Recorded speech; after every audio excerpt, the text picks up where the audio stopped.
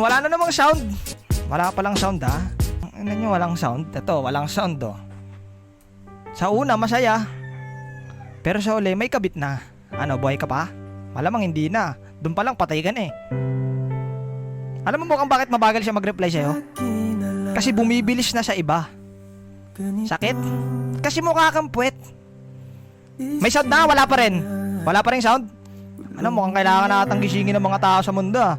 Ba't siya na nagpapaalam na maaga siya matutulog? Kahit wala naman siyang pupuntahan na bukasan. Bakit? Ba't siya nagpapaalam na maaga ako matutulog? Bakit niya sinasabi na, love, tulog na ako ah? Hindi ka ba na nagtataka? Dati umaabot kayo ng alas 5, alas 6 ng umaga, pero ba't ngayon hanggang alas 10 na lang? Bakit? Kasi baby time na nung kabit nila. Ikaw, ang alam mo lang, nagtitiktok-tiktok lang siya. Ay, ang alam mo na, natutulog na siya, tapos ikaw patiktok-tiktok ka lang. Ang hindi mo alam, pinagpapalit ka na, boss. Bakit? Mukha kasing busabos. Pag hindi ka na mahal, kulong mo na. Kulong ko na, sir, kulong ko na. Akin anak ko. Oo, kulong ko na.